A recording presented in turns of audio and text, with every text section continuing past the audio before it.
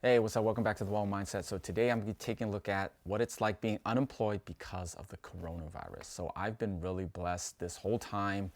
I've had a job and I haven't had to really worry about anything, right? And I also have a bunch of reserves planning for in case crazy stuff like this happens. So if you're unemployed this whole time, I'm interested to see that whole perspective, right? This is a whole different perspective. And hopefully folks had reserves. They had maybe multiple streams, other streams of income coming in. Otherwise, they're like fully dependent on those unemployment checks. And that's if you got unemployment. I heard some people, kind of slip through the cracks. They're not getting unemployment at all. So what has it been like for folks that have been unemployed? Let's take a look. March 14th was my last bartending shift before our bar shut down. I was an executive assistant. I'm a political science major and I worked at a law firm. I was a bartender in Brooklyn and also a art handle for a gallery in Harlem. I'm the owner of K9 to 5. I'm a head coach and fitness area manager for Orange Theory Fitness. It's crazy, yeah. So there's so many different jobs out there that were just overnight, you're done. There's nothing to go back to. It's not even open, so there's nothing you can do. But 22 million American workers lost their job because of the coronavirus. I don't know how many have actually gone back, but that's crazy. That's a lot of people. I've been laid off, which has been very uncertain, dealing with a lot of, probably 100 calls to unemployment a day. During my spring break, I didn't work, and then I hadn't heard any communication from my job. They texted me on Monday saying I was let go. Businesses started closing and whatnot, so the gallery just started to shut down. The bar tried to stay open with doing like to-go type. Dude, this just reminds me, he's 42, right? So the other guys were a little bit younger, but 42, being unemployed, I don't know. Does he have a whole family situation, responsibility, stuff he has to take care of? That's super, super scary for me, just with my whole family. And thinking about if I didn't have a job and if I didn't, I don't know, but if I didn't have reserves or stuff to kind of ride this out, like that's scary. I don't want my kids, my family go through any of that craziness, right? I don't know. As a guy, I feel like that responsibility to make sure I take care of my peoples. We started seeing some boarding cancellations, and we decided to start altering our schedule and making some layoff decisions. I actually had just gotten a promotion with Orange Theory. Was in that role for 2 weeks, and then we had to, shut down. We went in a period of... Man, when you have to lay people off, and then you also just went, for the folks that just started the position and got laid off right after, man, that sucks. That is just the worst timing. That sucks. Stuff happens, I know, but having to do that and then having to make that decision, right? If you're the owner and having to make the decision to like, oh man, I'm sorry, but I gotta let you go. I know I just hired you. It just sucks all the way around. Tried to apply for unemployment insurance, and that's been a debacle. I dial unemployment about 100 dials a day. I've called actually over 800 times. I still haven't gotten through. Yeah, it was crazy in the beginning. Some people, it was smooth, right? Or some people were trying to submit a little early or just trying to beat the rush, and then they got caught up in the paperwork or in the mess. And I know some people that applied a little later and then it was smooth, it got through, but that's crazy. So you had to kind of go through all of that process and hopefully you got it. Some people didn't get it for a while. I don't know how you survive off of that. And some people got it right away. So for me, that just makes me think, I'd rather not depend on the government, right? I'd rather not risk being one of those guys that got caught up in the mess and the paperwork and didn't get my money to take care of me and my family. That is a scary situation. So every time I think of when I see stuff like this, I always think you gotta have reserves. You gotta have that emergency fund, 3 months, 6 months. I had it up to a year, 2 years out. I'm crazy, but I'm conservative. I like to be careful. I had money way out and I had a backup plan. I had multiple streams. I had a lot of stuff going on. So super blessed, but on top of that, I had my job. So that's a good feeling. Even when all hell breaks loose, if you have reserves and you had all this stuff going on, it helped me to feel comfortable and my whole family and my wife and the kids, everybody, like didn't notice the thing happen, right? They didn't. I did have some money saved up, so I'm kind of slowly going through that right now. I'm in tears some days when I'm at 100 dials to unemployment and on hold for 6 hours, and then they hang up on you. The other thing that's different.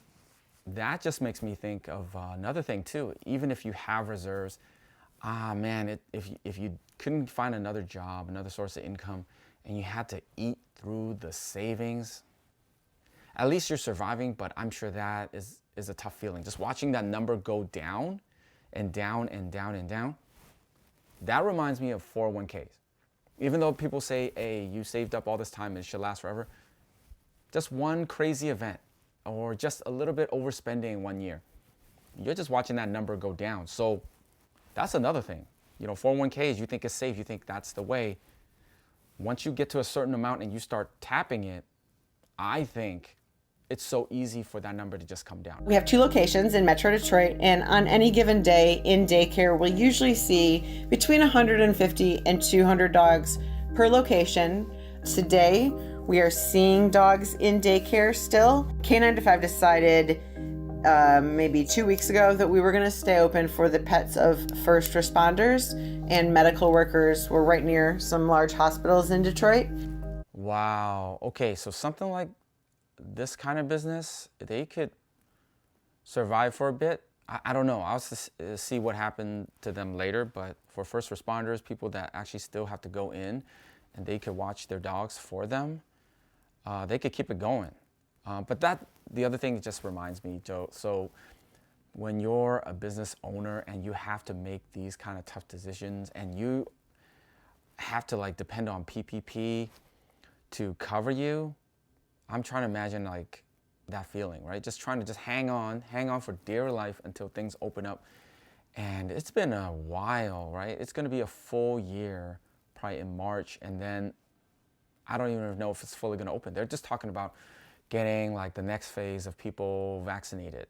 And then who knows after that when it's fully safe for things to open up, for schools and stuff to open up. Because I need schools to be open up because my kids, I love them so much, but every day watching them and trying to get them on a schedule, get them to eat, get them to go to class on a certain time, and breakfast, lunch, and dinner, and breaks, and then go after school programs on Zoom, is killer. It's killer. I've been dying out here. I've been barely holding on for dear life out here, even hanging on out here, even making videos. Okay, so it's been crazy. And I do a lot of other stuff. I do real estate, I do stocks, so I'm active in all these different things. I'm barely holding on for dear life. First, we laid off around 25 people, and we just kind of looked at who works the least number of hours. We also kind of had a feel from our team of hey, who can handle being laid off right now? Because we really didn't know what it was going to look like at all. You think about restaurants, beverage businesses, those are being. Damn, those are the kind of decisions, right? You got to make those tough choices. Who can handle being laid off? Who's working the least amount of hours? You start looking at crazy stuff. But at the end, they had 85 people. I don't even know how many they could have held on to. But that's the stuff you got to do, and then just try to hold on to that core. Do I pay my rent and then not have enough money to buy groceries? Or do I face really large late fees with my property management and then be able to feed myself? The money from unemployment, it's not a luxury. It's not me resting on my laurels, sitting on my butt and just, waiting for a check. I have a $2,400 rent and I can't depend on anybody else to pay it. Damn, $2,400. She must have been doing good before, but then getting laid off, that's scary. But I think they set up that moratorium where you can't get evicted, so people are safe. Should have been safe from that. I mean, I know things still can slip through, but then hopefully the unemployment was enough to get by, though. I think that did save a lot of people. Otherwise, it'd have been all hell would have broke loose. It'd have been bad. I mean, it got bad. Look at that supermarket; it was empty. But that was in the beginning, and people calmed the heck down after that, and they realized, okay. After they knew it's not gonna get that bad, then everything's fully stocked now. I estimated that I'd probably have a couple, maybe a month or two And then after that, it's in the back of my mind constantly. There's a lot of research showing Having some reserves is good, but a month or two, and this thing dragged out a year so far. So having that year of reserves is not that crazy. I mean, I know this is like once in 100 years like situation, or you know what, these recessions, these things hit people all the time. But yeah, this specific case where people can't even go back out and can't even work and business can't even open, yeah, once in like 100 years craziness. But still, I mean, I don't know. I guess maybe once you have more responsibilities, I would up that emergency fund. so long as things are shut down, economically, they're not going to be improving. And then the question is, how much lag is there from when we start to release things from a health perspective? Will we see the economic improvement? Certainly, the projections that we'll need to be very careful on the health side to make sure there's no explosion again of the pandemic mean that the economic recovery is not going to be as fast. And we're all right, I don't know how fast the economic recovery is going to be, but I think when everyone is, all the phases of vaccination, people got all their vaccines, and I know there's like these freaking mutant strains, and there's going to be like stuff we're going to have to live with, but hopefully we're mostly good from this, right? And things actually open up and get back to normal-ish. Then I think all hell is going to break loose. It's going to be a big boom.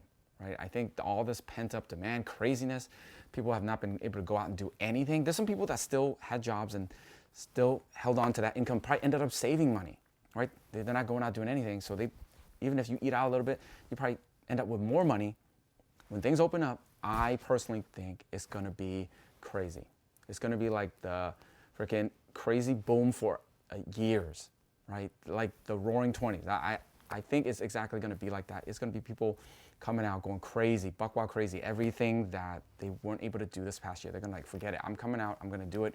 They're gonna see other people doing it, they're gonna do it, they're gonna see it on social media. It's gonna be a vicious cycle for economic recovery. The phone call in that week after, it was a very rough week. And then I wrote a list of things that I'm gonna do and make sure I do because I'm gonna make the most of this quarantine. I never have time, and now all I have is time. Man, I think everybody had to deal with it. Everybody's been dealing with it and surviving out there and just making the most of it. I think things are actually going to get a lot better once that last phase of vaccines come out, and then everybody just lifts the restrictions, just come out and just deal with it. Do what you got to do. I don't think even after a while they're going to be able to just say, well, let's just keep it closed forever. I mean, the vaccines came out, people don't have like huge negative reactions or side effects to those vaccines. That's it. You gotta open the floodgates, let people do what they do. So I think that's gonna probably be coming soon. And then after that, I'm just thinking that, stuff always comes up in life. That reserve, that passive income, you think about the future. I think that's so important. You gotta plan for that. I know, hey, we're gonna spend, we're gonna have a good time. You should, but you also gotta plan for the future and just kind of keep in the back of your mind like, hey, things can always go bad, right? Or the stock market or the housing market or some kind of market that brings down everything in the economy, go into a little recession. It can always happen, or happens every couple years. So it's good to have emergency fund. It's good to have multiple streams of income.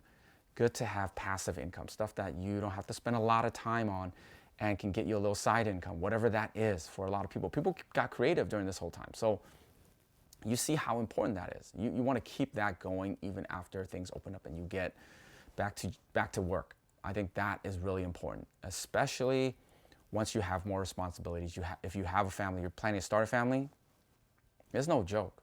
I really don't want to see people and kids and a whole family going through it. That's really sad to me. I'm afraid of that. That's why I make sure I come up with ways and constantly come up with ways to get to a point where I'm financially free, where I'm not even dependent on my job. So that is my master plan. That's my ultimate goal.